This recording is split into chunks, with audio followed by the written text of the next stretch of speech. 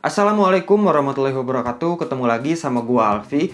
Di video ini gua akan review Sony Xperia XZ1, HP yang rilis di bulan September tahun 2017.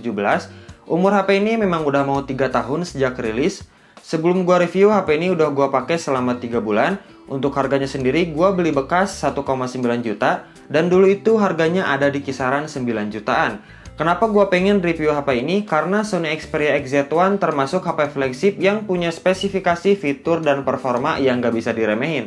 Tapi itu dulu, kalau untuk sekarang kamu bisa nilai sendiri setelah nonton video ini. Dan sesuai di judul di videonya, worth it gak sih kalau Sony Xperia XZ1 ini dijadikan daily driver di tahun 2020? Kita langsung review aja dan tonton videonya sampai habis. Pertama kita bahas desain dari Sony XZ1 yang punya ciri khas dengan bentuk kotaknya. Back cover dan framenya terbuat dari material aluminium dengan warna moonlight blue, terlihat material dan warnanya memberikan kesan premium. Dan ketika dipegang kerasa banget deh, build quality-nya nggak main-main. Kemudian desain dari Sony XZ1 sudah punya sertifikasi IP68 yang tentunya udah tahan air di kedalaman 1,5 meter dengan waktu 30 menit. Kalau lebih dari itu siap-siap aja tanggung resikonya. Di bagian belakangnya ada tulisan Xperia dan AU, terus ada kamera, NFC, LED flash yang sejajar. Di bagian atasnya masih ada jack audio 3,5 mm. Di bagian bawahnya ada port untuk USB Type-C.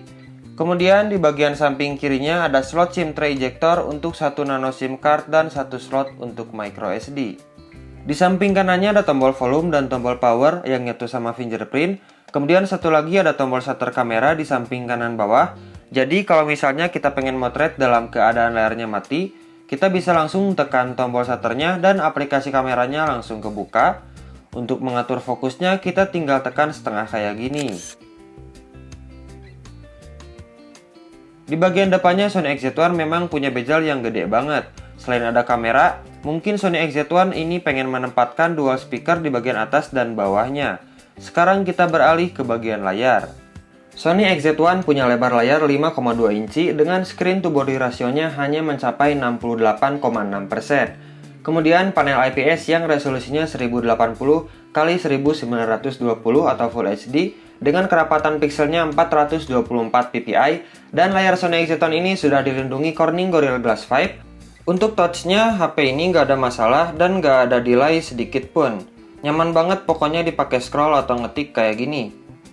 Kualitas layar Sony XZ1 sudah dilengkapi dengan teknologi Triluminous Display yang bisa kita atur di bagian display pada menu setting. Terdapat 3 pilihan mode color gamut and contrast, ada profesional, standar, dan super vivid. Gua sendiri lebih prefer pakai standar mode karena gambar dan warna yang dihasilkan lebih natural dengan teknologi Triluminosnya. Selain itu, Sony XZ1 sudah menerapkan teknologi X-Reality Engine pada layar smartphone ini, yang sebelumnya sudah diterapkan di layar televisi Sony. Teknologi ini akan menghasilkan gambar yang lebih tajam yang bisa kita nyalakan di bagian video image enhancement. Jadi kalau buat nonton YouTube atau film, jujur gue nyaman banget karena resolusinya udah Full HD dan kualitas yang dihasilkan udah bagus banget dengan teknologi yang diterapkan di layarnya. Ditambah Sony XZ1 punya dual speaker stereo yang suaranya lebih keras daripada HP-HP pada umumnya. Kualitas suaranya jernih, bassnya juga oke, dan suara dari speaker atas dan bawahnya itu balance. Keras suara yang dihasilkan sama. Coba kamu dengerin deh kualitas suaranya.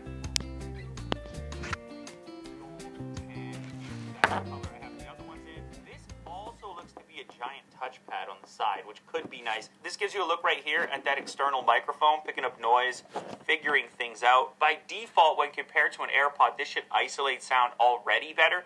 Throw noise canceling into that as well, and it should be some pretty severe isolation. Ooh, pretty high quality case going on. Just the style I like. This, like I said, this copper finish on the top, it's a matte finish. Dan untuk suara bass dan treble-nya, kamu bisa nilai sendiri.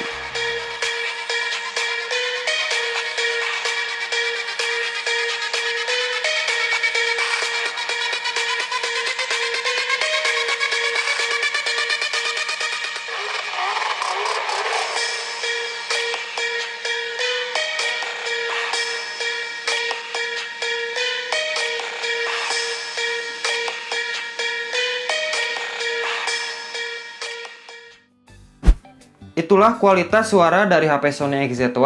Tapi kalau untuk dipakai nelpon, gue agak kurang suka karena walaupun volumenya udah ada di paling minimum, suara dari speakernya tetap lumayan keras dan bisa kedengar sama orang lain dalam jarak kurang dari 1 meter. Tapi kalau untuk dipakai nelpon di luar rumah atau outdoor, ini sih udah oke banget. Sekarang kita bahas bagian kameranya. Sony XZ1 hanya dibekali single kamera 19 megapiksel dengan bukaan f2.0 untuk kamera belakangnya, kemudian ditambah fitur LED flash, panorama, dan HDR. Untuk kamera depannya, Sony XZ1 punya 13 megapiksel dengan bukaan yang sama dengan kamera belakangnya. Hasil dari kamera belakangnya menurut gua bagus, warna yang dihasilkan cerah dan lebih natural. Tapi kalau pencahayaannya cukup, kalau agak low light hasilnya kayak gini. Sementara untuk hasil kamera depannya, Sony XZ1 tetap ngasih hasil warna yang natural, kontrasnya gak over dan cukup detail, walaupun ada sedikit noise. Tapi kalau pencahayaannya bagus, hasilnya bakal lebih maksimal. Kemudian untuk video dari Sony XZ1 sudah bisa di resolusi 4K 30fps, 1080p 60fps, dan 1080p 30fps dengan Zero Ace, yang membuat rekaman videonya bakal lebih stabil dan ini hasil videonya. Ini rekaman Sony Xperia XZ1 dengan resolusi 4K, hasilnya seperti ini.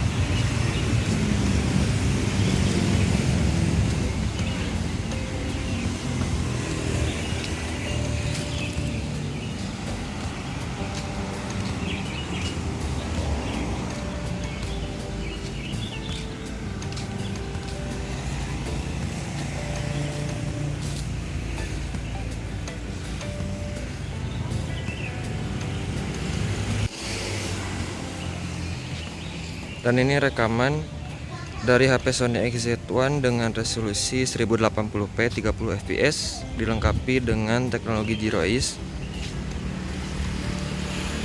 Hasilnya stabil.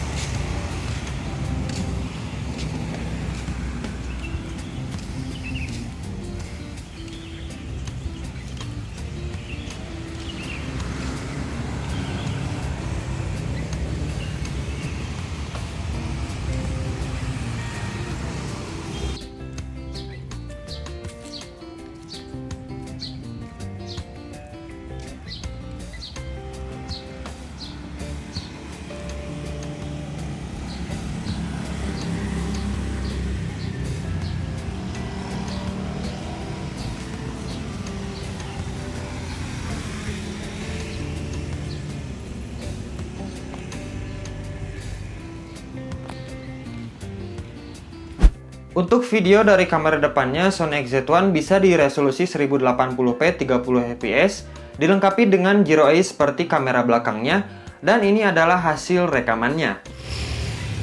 Ini hasil rekaman Sony Xperia XZ1. Kamera depannya resolusinya 1080p atau Full HD 30fps. Hasilnya stabil sama kayak kamera belakangnya.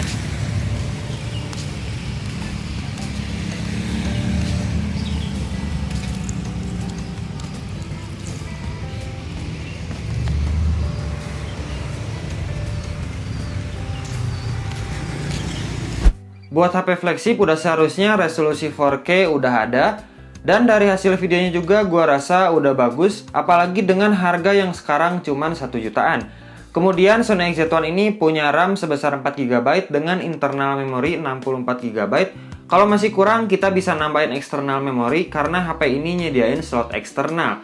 Kemudian RAM 4GB udah lumayan cukup gede, dan untuk performanya kita coba tes main game. OS Sony XZ1 ini pakai Android 8 atau Oreo, ditambah chipset Snapdragon 835, CPU octa-core dan GPU Adreno 540. Kalau dipakai game biasa kayak Need for Speed kayak gini lancar-lancar aja dan gak ada masalah.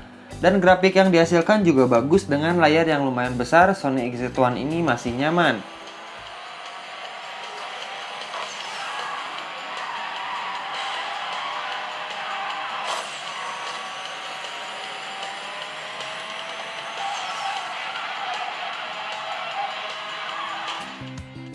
Terus kalau buat game Mobile Legends, grafiknya bisa di kualitas tinggi dan nggak ada nge-lag sedikit pun. Dan yang paling gue suka dari HP ini, nggak panas kalau dipakai main game. Ditambah dual speaker stereonya bikin pengalaman nge-game jadi lebih asik.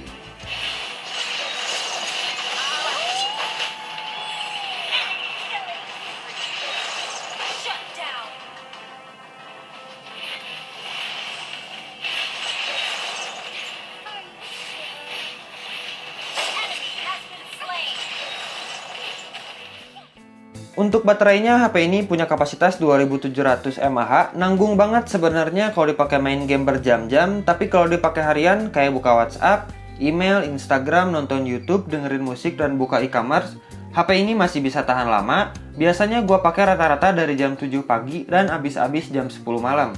Tapi untungnya HP ini udah support fast charging 18 watt dan quick charge 3.0. Buat lama ngecharge-nya hanya butuh waktu 2 jam 10 menit. Satu lagi fitur dari Sony XZ1 yang seharusnya udah ada di HP flagship, yaitu ada LED notification di bagian sudut kiri atasnya. Fitur ini sangat membantu gua kalau lagi males buka handphone tapi ada pesan masuk, jadi gua bisa tahu lewat LED notification ini. Oke, sekarang kita masuk ke kesimpulan.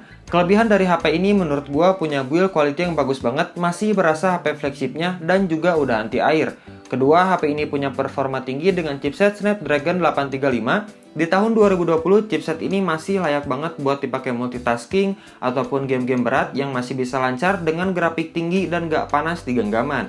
Ketiga, hasil jepretan kameranya udah bagus, lebih natural, dan hasil videonya juga udah stabil karena dilengkapi teknologi Zero Haze untuk resolusi Full HD. Keempat, power chargernya udah pakai USB Type-C dan juga udah fast charging. Dan kelima, HP ini udah ada LED notification.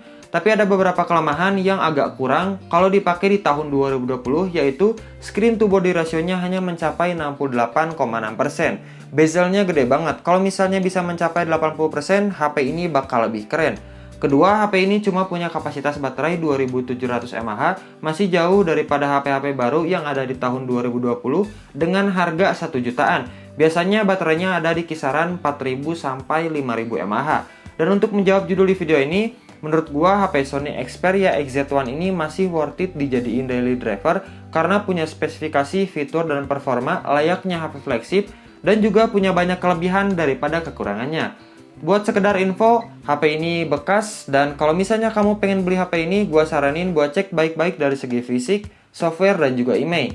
Mungkin itu aja yang bisa gua share di video kali ini, semoga bermanfaat. Kalau misalnya ada saran, kalian bisa tambahkan di kolom komentar dan jangan lupa like video ini jika kalian suka. Thank you very much for watching. I am Alfi and see you in the next video. Bye!